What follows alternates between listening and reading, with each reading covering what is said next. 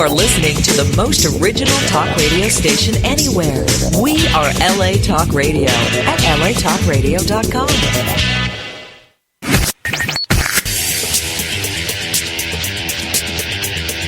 You're listening to Question Reality. Question Reality with Priscilla Leona. Priscilla Leona. Only on LA Talk Radio. Hi, welcome to Question Reality. I'm your host, Priscilla Leona, and we are coming to you live from Los Angeles, California. Our show is broadcast every Sunday from 5 p.m. to 5:50 p.m. Pacific Standard Time. If this is your first time tuning in, our show will help you to question your career reality. Now, this show is for you. If you were, are, or might be in the future considering a career in the entertainment industry. Our guests will provide advice and resource information on how and what it takes to successfully pursue a professional career in show business. Our guests work in various professions of entertainment, so that means that we will definitely have someone on the show sooner or later from a career that you are interested. So you have to listen every single week for the rest of your life. All right. So if you want to check out our past guests, read their bios, and listen to the show or their interview instantly, and you can also download any of the shows, go to the LA Talk Radio website. That's latalkradio.com. If you're listening to me live, you're already there on the website, so look up at the top, click on the link that says Channel 1, scroll down and look for the graphic of our show, Question Reality, and click the link. And this takes you directly to our archive page, and that is where you can view the list of all of our past guests. We've been on the air from 2008 until today, and we are just so thrilled because we have so many fans. I was so worried when I first started the radio show. I had come from television. I used to produce a television show, and when I came to radio, I said, oh my God, where am I going to get guests every single week? I was in panic mode. I was almost at the point where I was going to have to take prescription pills for the anxiety, but it all seemed to work out. We did a couple shows. My friends did a couple shows. Now, thank gosh, we are booked 6 months to a year in advance. We have fans all over the world, millions of fans. I get tons of emails, and I want to thank everybody. This is a whole new year. And what I plan to be doing this year is to bring some behind-the-scenes people that work in film, television, radio, theater, all the behind-the-scenes jobs, because, you know, when you come out here from wherever you're coming from, whatever part of the world, most people come out here to become an actor or an actress. There are so many other jobs that are behind the scenes other than director, producer. There are script supervisors, there are production people, there's production managers, there's so many cool jobs that you can do, and I want to bring more behind the scenes people on this year, and I have my team. Oh God, don't we love to say we have a team? I never had a team before. I just used to do everything myself, but the bigger the show has gotten, we've just gotten a team. People just volunteer, and as long as I keep them fed and in entertainment, they're good to go. So you have to tune in this year for sure. Not only are we going to have our regular celebrities and award winners in front of the camera, people who are the actors, actresses, singers, etc., but again, we are going to be focusing on behind the scenes people. So now, to finish this up, go to our archive page, and that is where you can take a list of all of our guests. We also have shows available for download on iTunes and Stitcher.com under the podcast section. So just type in Question Reality Radio in the search box if you want to find out about our future guests. Now, if you want to find out who our guests are for the new year, that's a separate website. That's our official Question Reality website, and that is questionrealityradioshow.com, questionrealityradioshow.com, as opposed to latalkradio.com, which is where we actually air the shows and you can listen to. And they have fantastic shows. You got to check out all of the really cool shows. It's so diverse, so eclectic, the hosts and the shows. So you want to check that out on latalkradio.com. Now, as we have for the past 6 years had incredible guests, it does not stop in the new year. Happy New Year, everybody. We have a fantastic, incredible, exciting guest for you today. This woman is, it is such an honor. When I was told by Susan Johnston of the New Media Film Festival that there was an opportunity to have this lady, this princess on the show. Her name is Irina Maleeva. I said, oh my God, I can't believe it, because Susan told me such wonderful things about her, and my jaw was agape, people. It was agape, because I couldn't believe all of the wonderful things that have happened to this woman and her wonderful life. I mean, we could truly put the title on to Irina Maleeva as It's a Wonderful Life, because when you hear about some of the things that have happened in her life, it's just going to have you on edge. I'm bringing you to the edge today.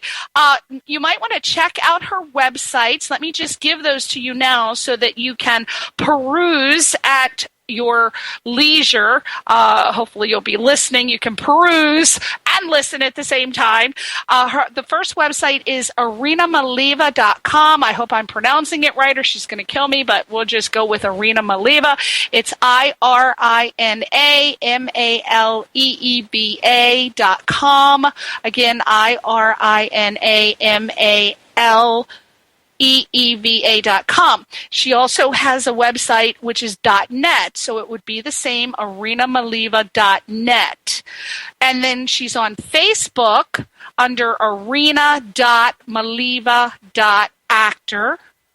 irina.maleeva.actor. She's also on Facebook under her whole name, which is Irina Maleeva, IRINAMALEEVA.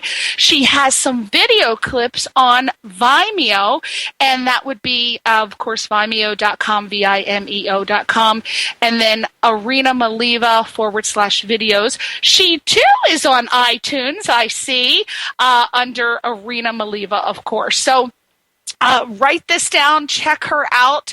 Very exciting woman. And let me just tell you a little bit about this wonderful, gorgeous lady. Irina Maleeva is, she's just truly a multifaceted international performer. She was born in Bulgaria, my very first Bulgarian on the show. We've had Slovenians, we've had our lovely Germans, our Russian people. I just love European people. I wanted to be born in the Czech Republic, actually Prague. I think that's the Czech Republic. You know me in geography. But I wanted to be born in Prague. That was like one of my goals before I was born in the spirit world. It just never happened. But anyway, we have Irina here, born in Bulgaria, and she was born to a famous actress, and her father was a war hero who led, are you ready for this? Who led the anti-Nazi movement in his country. I mean, how much of an honor is it to have a person of this nobility on my show? Oh, I feel so blessed. Now, she first established herself as a child actor in Bulgaria, and then she became a teenage actor in Italy. And guess what happened to her when she was in Italy? At 15 years old, she was discovered by none other than the famous Italian film director Federico Fellini. Yes, I've said it. Federico Fellini. Yes. I mean, this is incredible. Now, he cast her in 3 of his films, including Satricon, and she also played Jessica to Orson Welles in Shylock in a BBC production of The Merchant of Venice. And then she went on to star in more than 30 European and American films, and she has had some serious co-stars. I mean, some of these icons are James Mason, Valentina Cortese, Terrence Stamp, Anthony I can never pronounce his last name, Franciosa, I believe. My mother had a crush on him in the 70s. We had to watch everything Franciosa. And Charles Grodin. And she was also recognized by the Toronto Film Festival for her supporting actress portrayal of the demented Contessa in the film Union City. And that, of course, starred... do we not love her? Deborah Harry. Oh, my God. She was the bomb when I was a child. And Pat Benatar. Love Pat Benatar. Oh, my gosh. And Irina has also played recurring and guest starring roles on such TV hits as Days of Our Lives, The Gilmore Girls, The Bold and the Beautiful, Pensacola, Just Shoot Me, one of my favorite shows, Angel, and also another favorite show, Heroes, and a show that I was on, not in a part as big as hers, but I had a little teeny part on 6 Feet Under, which was one of my favorite shows. So, now, what's exciting is that she has a one-woman show called Illusions, and this is a live theatrical portrait of her extraordinary life. So who wouldn't want to go see this? And it's interspersed between songs from her new CD, which is also entitled Illusions. And in this, she recounts with humor and, of course, emotional stories of her life that began in Bulgaria. So who would not want to go see this? My God, sign me up and count me in. I'm going to have to count all of my pennies and nickels and make sure that I'm able to afford it, because I tell you, I was nearly wiped out in Christmas presents. I'm down to my nickels and pennies today. So without further ado, let's meet the wonderful, the Renaissance figure, the graceful Irina Maleeva. Irina, thank you so much for being on the show. Oh, thank you, Priscilla. My God, you introduced me in such a great way. I don't know what I could say now. You said it all. You said it all. Oh, you're incredible. My God. Oh, well, I was afraid I put you to sleep. I just write out this. You know, I love to write, and I thought, is it too much? Is Irina going to be sleeping before the... Because I never talk about myself, so it's always good when somebody else talks about me. Yes, it is. And boy, everybody should be talking about you, because you, my God, you are a phenomenal individual. You are mesmerizing, not only in person, because I saw your picture and you're just stunningly beautiful, but your career is something to just be in awe of. And I want to go back, because I am a person who likes to do things in chronological order. That's the way my mind processes. So let's go back, Irina, to when you were a little itsy-bitsy gorgeous girl back in Bulgaria. What did you see yourself being when you grew up? An actress. Always an actress. Always. I was born knowing what I wanted to do. Oh. It was all the time. Actress, actress, actress. You're so lucky, because a lot of people just stumble through life and they think, oh, I want to be an actor, oh, I want to be a singer, I want to be a dancer, and they dabble and it just doesn't work out for them, and they just either never find out what they want to do, or they never really discover what their passion is. So you're so very lucky. Now, your mother was a famous actress. Is that why you too wanted to be an actress? Well, I don't know. I mean, my whole family there and in Italy were into the show business. I mean, my uncle was a musician in the opera. My cousin, she became a conductor. My mother, an actress. My aunt, a dancer. I mean, I lived in a family like this. The only serious part was my father, you know, who was who he was, you know. But I've always known, as if I was just born to be that. I've always known that was my passion, and just nothing would stop me. Even if I was painting and my mother thought, oh, it's better to become a painter. No, I would just do it for her, but I always knew all I wanted was to be an actress. It's a need, you know? it's a need. One has to have the need to express himself or herself through acting if you really want to be an actor.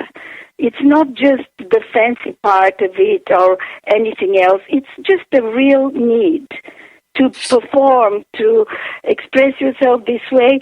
And I always felt that I was making people happy by doing that, you know. So that's why I never ever had a slight doubt of what I wanted. Now, your mom, you say she was a famous actress. May we say her name to give her, of course, credit? Yeah. What is her name?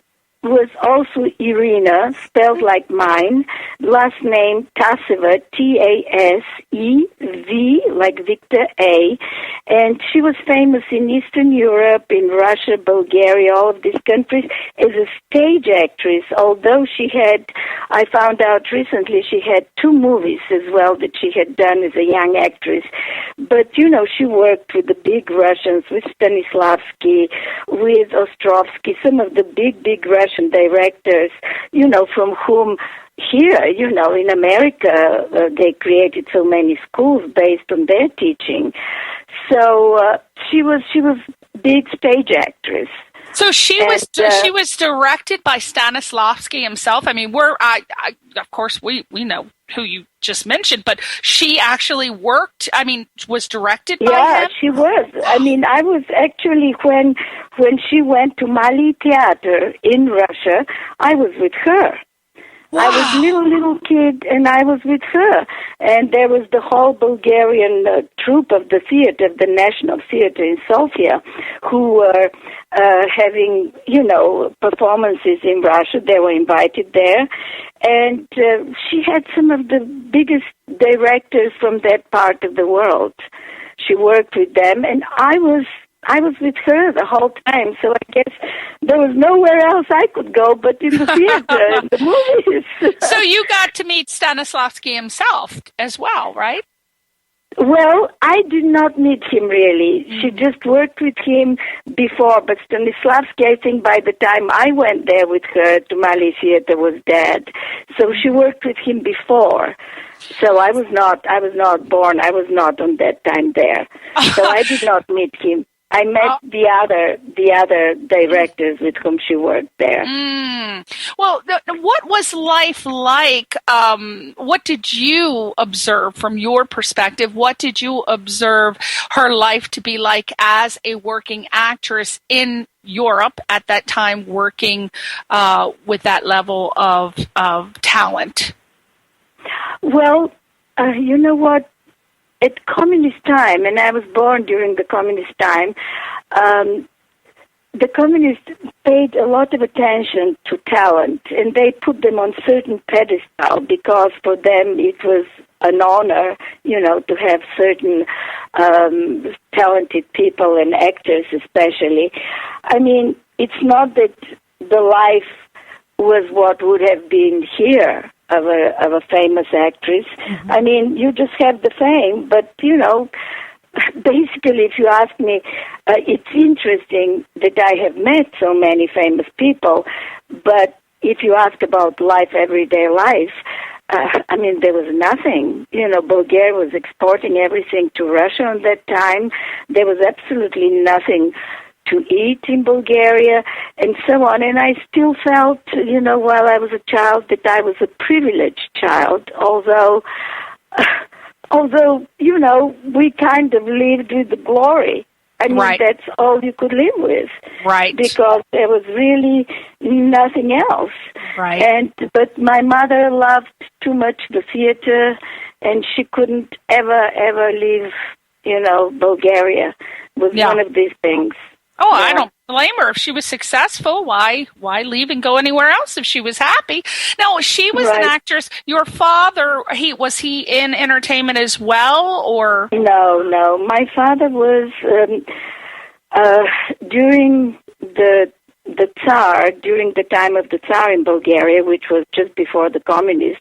He was from his family, and he was like his right hand. He was from the Italian side. The Bulgarian King Boris was married to an Italian queen. So he was on the side, and he was a pilot, and he governed the airports in Bulgaria during the Second World War, but I was not born on that time. When I was born, he was really in jail by the communists. Oh, so no. So he I led. had this How did fight. he lead? How did he lead the anti-Nazi movement in his country? Well, yeah, Bulgaria was the only country, I think, only in part Holland, a very small part, but Bulgaria was the only country during this time where Jewish people were hidden and saved in Bulgaria by the Bulgarians, and that was the country that refused to listen to Hitler. And that was the only country where thousands and thousands of Jewish people were saved in Bulgaria. And this thing was not known until several years ago when communism went apart, because the communists didn't want to give any glorification to King Boris, but it was because of him that all of these Jewish people were saved. And my father was one of the generals who commanded his soldiers, and when the trains passing through Bulgaria, which were going to all the concentration camps with the Jewish people, he ordered his soldiers to lie on the railroad, on the trails of the railroads, and stop the trains, and they got all the Jewish people and hid them in Bulgaria. And none of the Jewish people was ever killed or anything in Bulgaria. Wow. Oh, my God. What a hero. What an angel on earth he was. I cannot believe it. I'm tearing up right now. I can't believe what a noble, brave, human, compassionate human. Your father was really an angel on earth.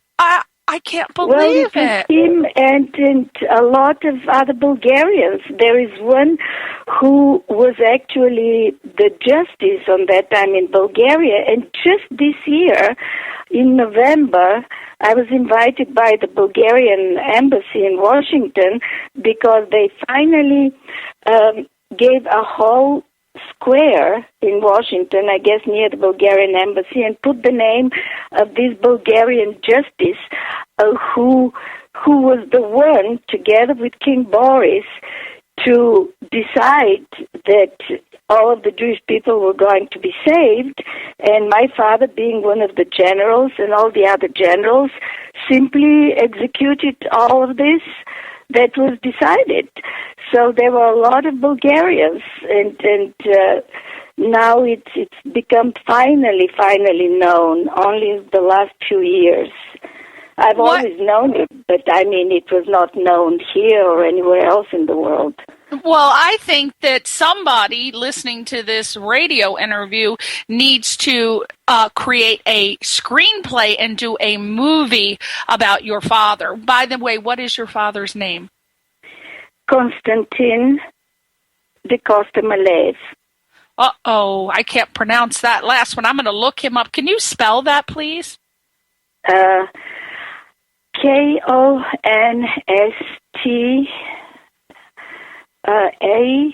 Konstantin, P-I-N-E, Konstantin, without E at the end. Konstantin. Wow. Well, you could also put Maleev, M-A-L-E-E-V. Try on that one. My mother is easy. If you just put my mother's name at IMDb, immediately comes out. Wow. My father is a little more complicated. A little that's a name for you. Well, I think someone needs to jump on the bandwagon and to write a screenplay, because I, not being a historian by any way, shape, or form, but I had never even heard about the active role that Bulgaria had taken in World War II. So this is information for so many people who had not heard that as well. And I really thank you for sharing that. I hope someone really takes note of that and turns that into a movie, because I think that your father should get more recognition for that role, as well as everyone in Bulgaria, King Boris as well, who took part in World War II and the anti-Nazi movement. So thank you so much for sharing that with me.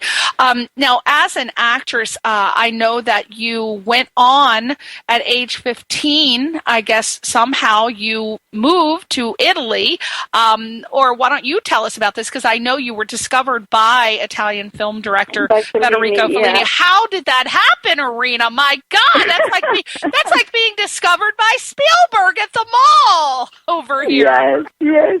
Well, it happened that I went because, my father was Italian, so I had the right to go to Italy, and my mother wanted me to study painting, which I did. I enrolled myself in stage design, but in the meantime, all I wanted was to act, and I went in a Fersen studio, which is something like the studio here of, the actor's studio, and he took me in all of his plays, and we were performing in Spoleto on the Festival of the Two Worlds. The Spoleto sister city is Charleston here in the States, right, because that's a film festival and they have all very interesting directors there and actors.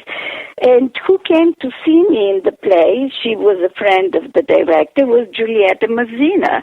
She was Federico Fellini's wife. You know, that incredible actress, Giulietta Mazzina, who did La Strada.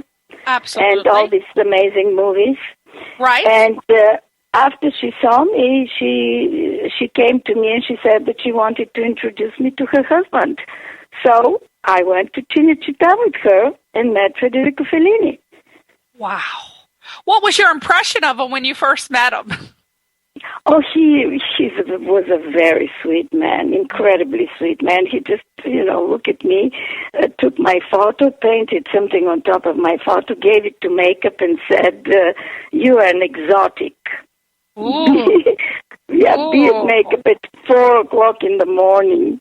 Ooh. So that's how it started. And once he likes you, he takes you in all of his films. Wow. So he was, you've worked with, of course, a lot of directors. What did you feel made Federico Fellini so special? What was it about his directing that... Well, he's an actor. If he liked the face or how a person behaves, he could make anyone. I mean, he was just such a genius. More depended on him, really, than the actor, if he liked the actor. While with Orson Welles, when I was cast... Hi, welcome back. We just had a little technical issue.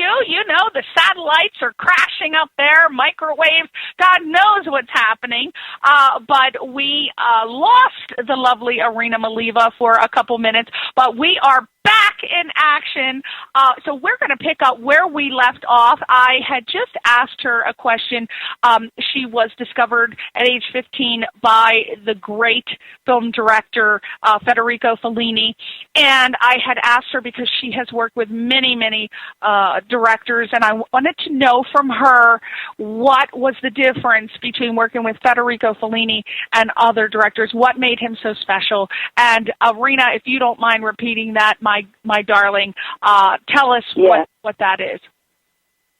Well, what I said is that he had his own incredible imaginatory world, and all of his imagination was transforming into the film, although his films were always full with the reality, the political reality in Italy, even if they were, different kind of, and they looked sexy or they looked extravagant, but there was always underneath a political reality in the films. And as I was very young, he could get out of me what he wanted. he would tell me, talk about this or talk about that, and then he'll put it in the film in his own way, and it'll serve his purpose. So it was not me conducting actually anything, but just doing what he wanted me to do while working, and that was like one of the puzzles that he would put in his incredible films. While working with Orson Welles was different because I was cast, first of all, out of 100 girls for the part of Jessica in The Merchant of Venice, and he let me do as an actress what I really wanted to do with the part.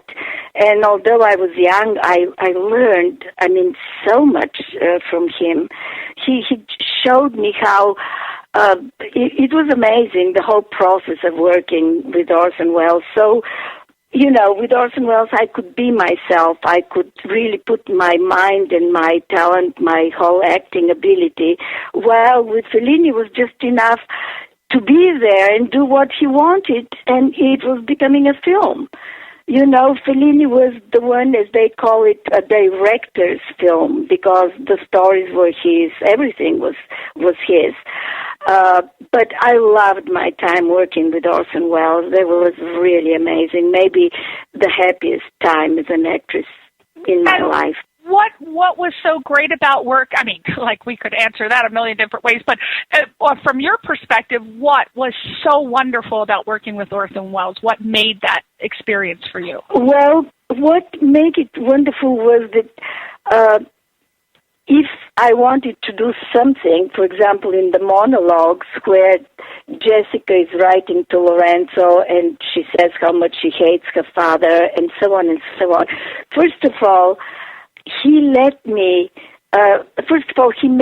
hate him by showing me when he was being made up and so on, and he became this kind of really monstrous man. And I really hated that. I loved him in life, so to see that was amazing. That helped me in my acting. And then he would let me be. He would not tell me how to say certain things. He would just let me free to do what I wanted to do with the monologues. And it was quite amazing also that certain times, he didn't have money, because he was a spender. We always ate and drank and, the whole thing. Yeah, he was a party animal. He was a party animal. He was really, really. And I consider him really like my father. He was like a big teddy bear, sweetest man on earth. And so sometimes we won't have the costume, so he'll put Lorenzo behind Venetian glass. We were shooting in Venice, in the house in Asolo, the house of the big actress Eleonora Duse, the biggest Italian actress in theater. Eleonora Duse, she's made also films from Once Upon a Time, and we were in her house shooting, and Lorenzo didn't have the costume, so he'll put him behind the Venetian glass, and I'll go and you'll see only the face and the head of Lorenzo, and I will be there. It was amazing what the man did. It was just amazing, an incredible genius. And he never called me Irina. I was Jessica. That was it during the whole shooting.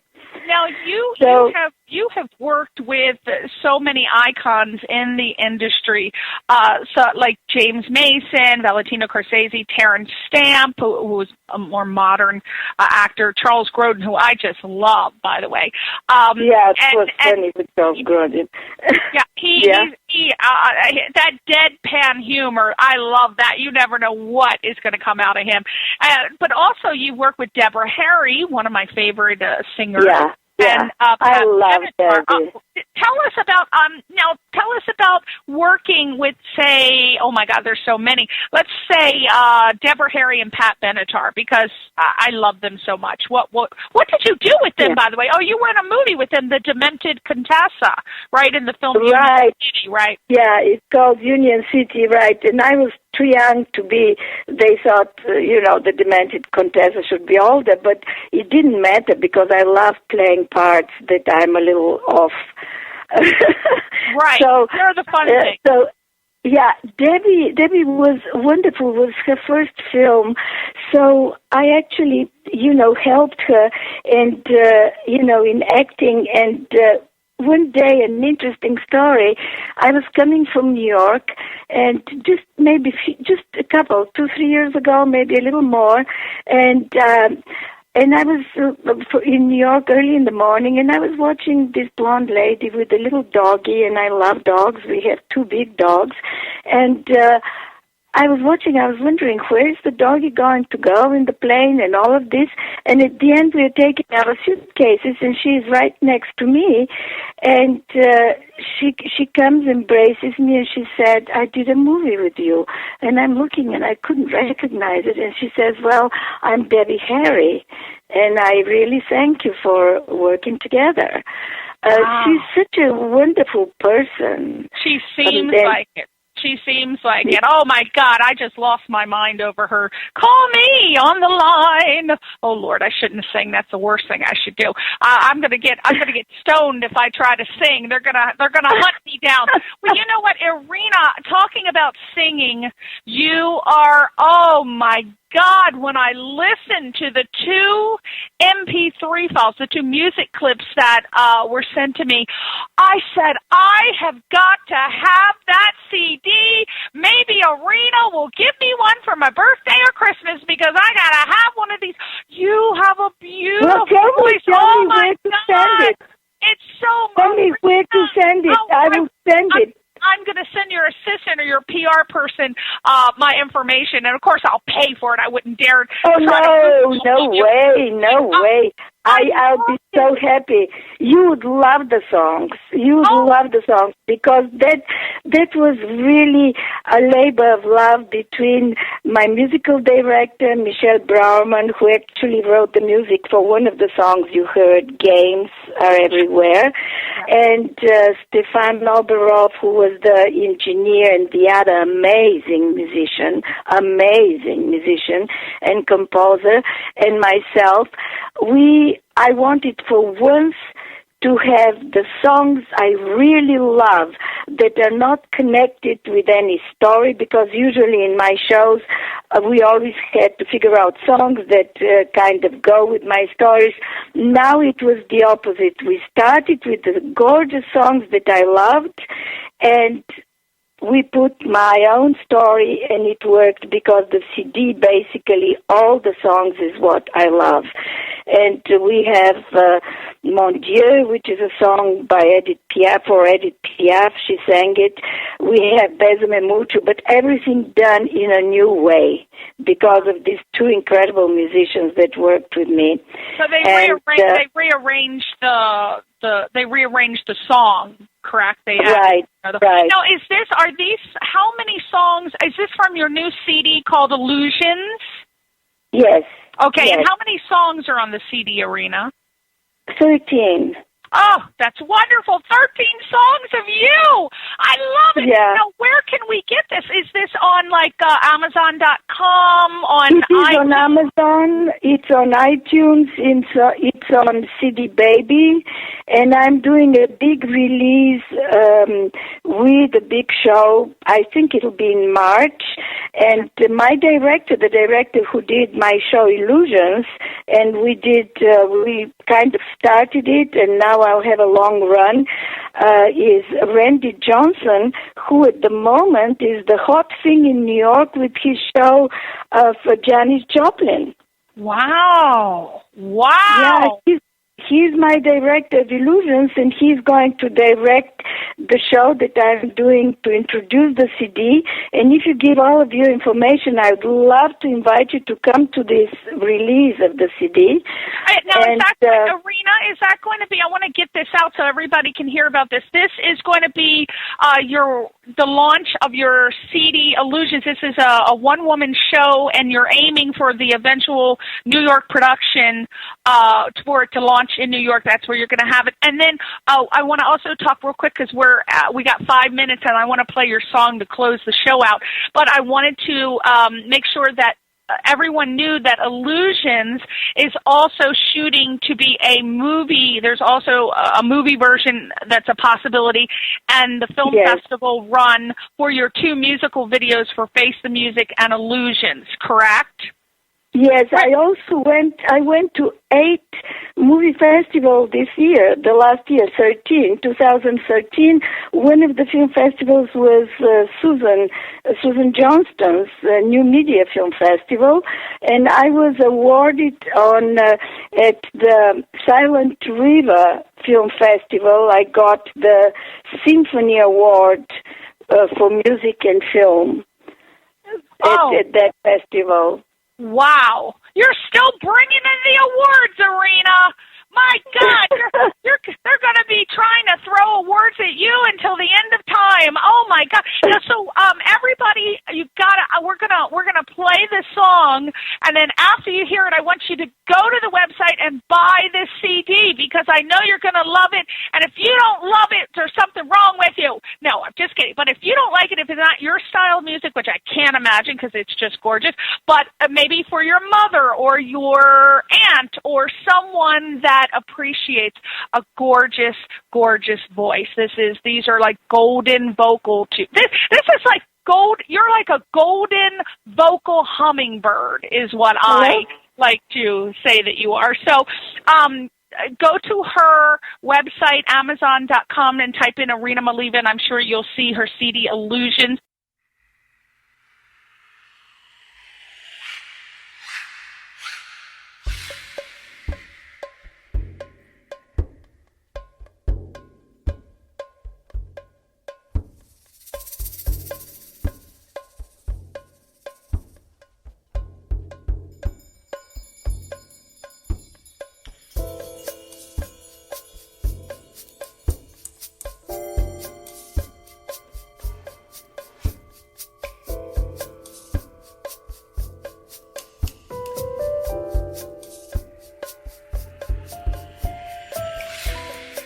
There may be trouble ahead, but while there's moonlight and music and love and romance, let's face the music and dance. Before the fiddlers have fled, before they ask us to pay the bill, and while we still have the chance, let's face the music and dance.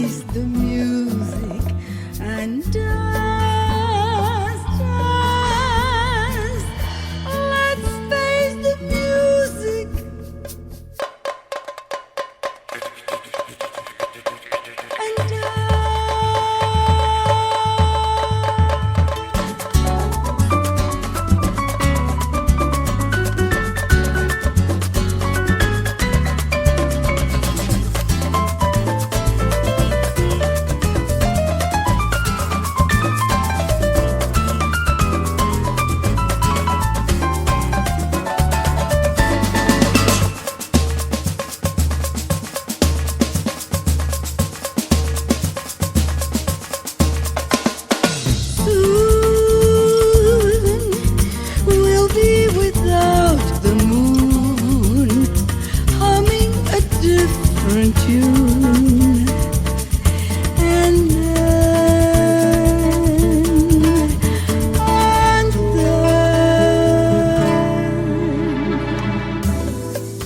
there may be teardrops to shed.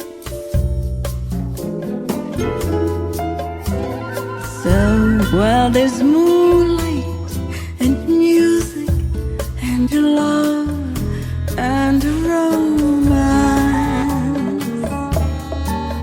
and let's face the music and dance, dance. Let's face the music of any secret. Let's face the music.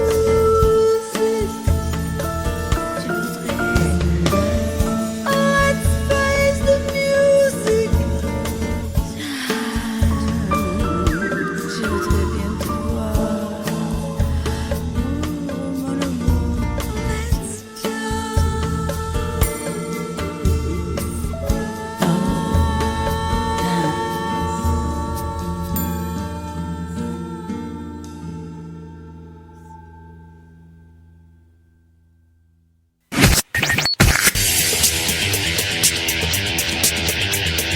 You're listening to Question Reality. Question Reality with Priscilla Leona. Only on LA Talk Radio.